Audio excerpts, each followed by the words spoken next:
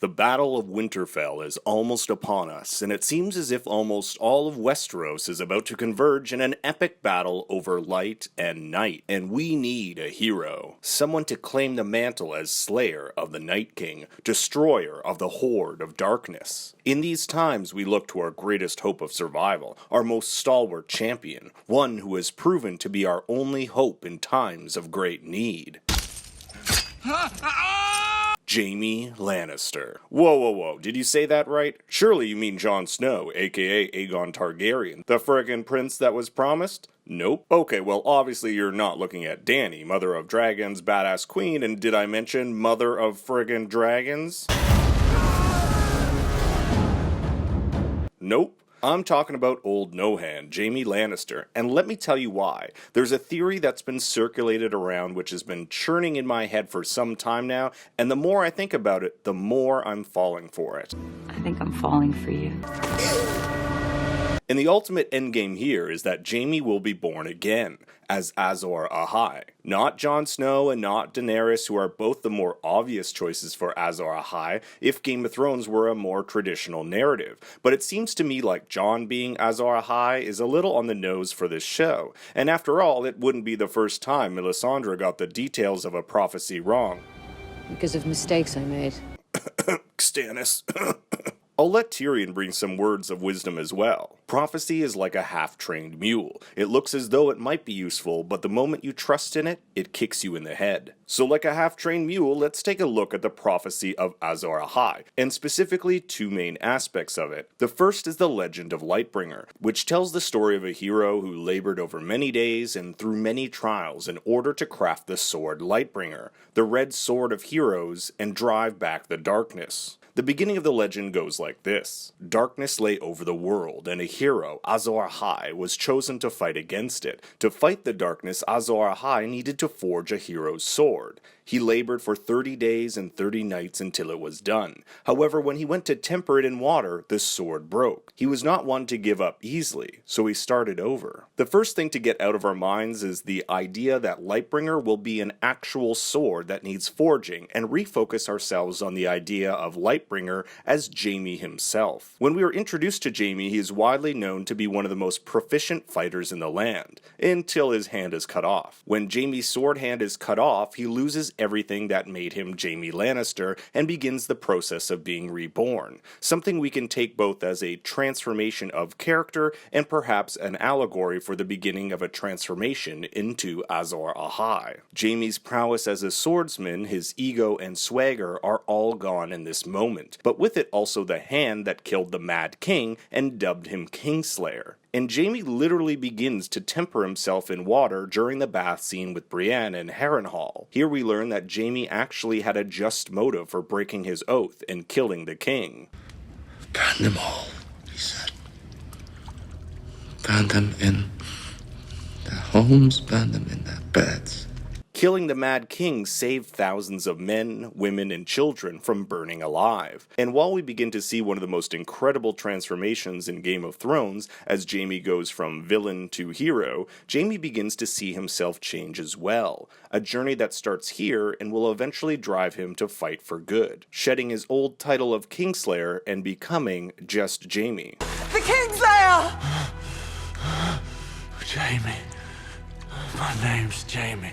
The next part of the prophecy states, the second time he took 50 days and 50 nights to make the sword, even better than the first. To temper it this time he captured a lion and drove the sword into its heart, but once more the steel shattered. The lion imagery here is far too vibrant to ignore, but when did Jaime drive a sword into a lion's heart? Well, when Tyrion kills their father, Tywin. Now it is true that Tyrion is the one who committed the physical act, but Jaime's the one who sets the deed in motion. Not only does Jaime free Tyrion from the cells of the Red Keep leading to Tyrion's crossbow moment, he's also the one who provides Tyrion with a motive, revealing the truth about Tysha, Tyrion's first love. And take a look at where the first crossbow lands in Tywin, right through his heart. He captured a lion and drove the sword into its heart. In many ways, Tywin's death would never have happened without these actions from Jaime. Even Cersei believes this, saying, Tyrion may be a monster, but at least he killed our father on purpose.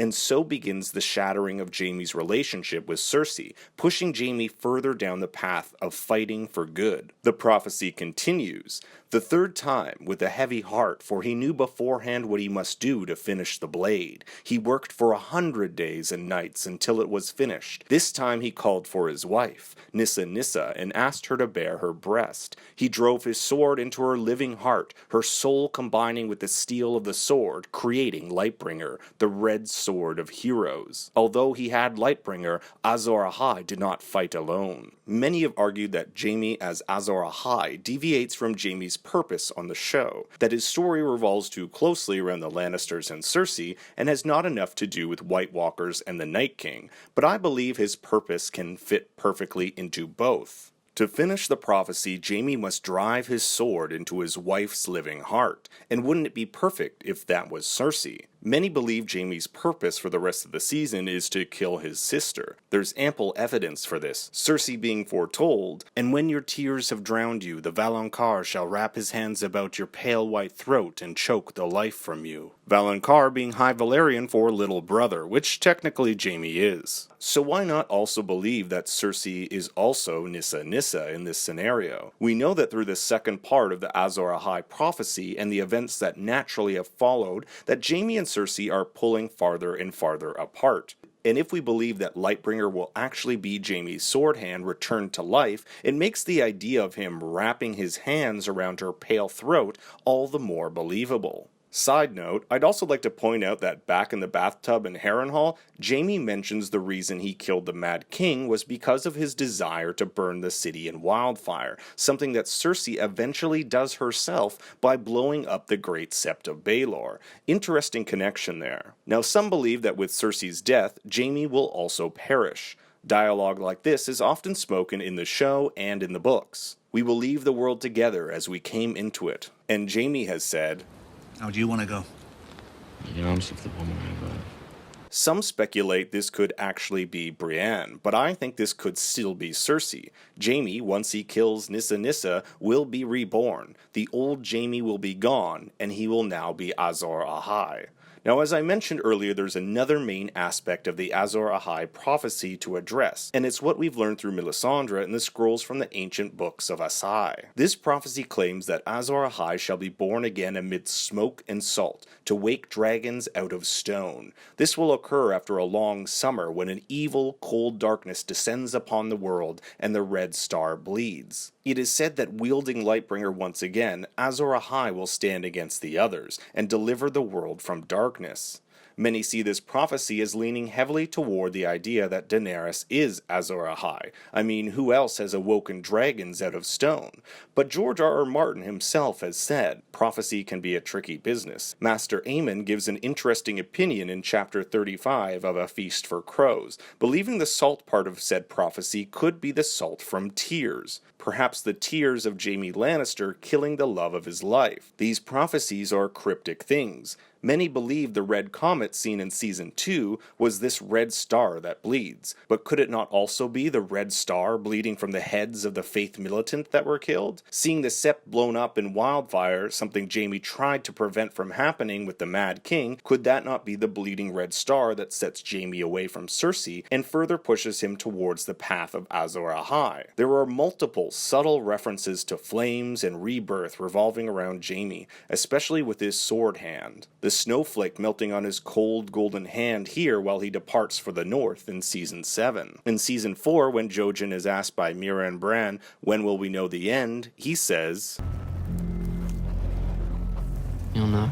a burning hand, a burning right hand, the same sword hand that is now made of gold on Jaime Lannister. And who else but Jaime could bring about the end of the darkness with a hand burning like the fires of Azor Ahai? What would be more poetic than the Kingslayer being redeemed to become the Night Kingslayer? The last thing I want to mention is the final, very important sentence of the Lightbringer prophecy. Although he had Lightbringer, Azor Ahai did not fight alone. Many believe that Jon or Dany must be Azor Ahai, because this is primarily their story. They are the leads, the ones who brought dragons and the hearts and wills of men and women together, and to this final point, to fight the Night King and the White Walkers. But you're missing this very important part of the prophecy. Azor Ahai does not do it by his or herself.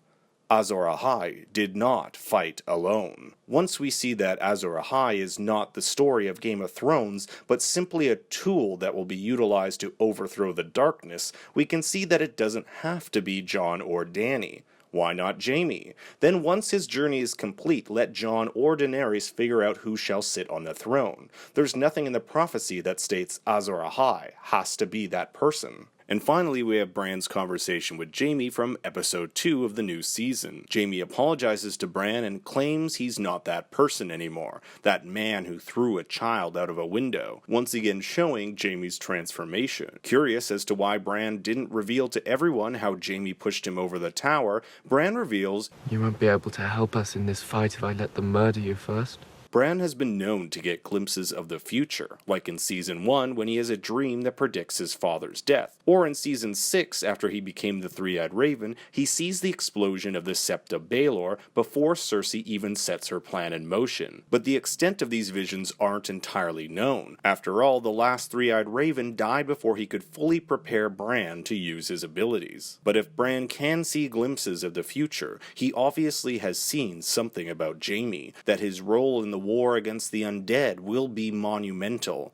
but to what extent, we'll just have to wait and see. Now I know I said that this was going to be the last thing I talked about, but just one more tiny thing. The Valyrian word for Lord and Light are Ixio and Onos, respectively, but look at what the Valyrian words for gold and hand are, Ixion and Ondos, leading some to believe the Red Priest simply mistranslated the prophecy, and the person they should have been looking for all along is a savior with a gold hand. So thanks for watching this video, please be sure to like, subscribe, and share, and I want to hear your thoughts in the comments below.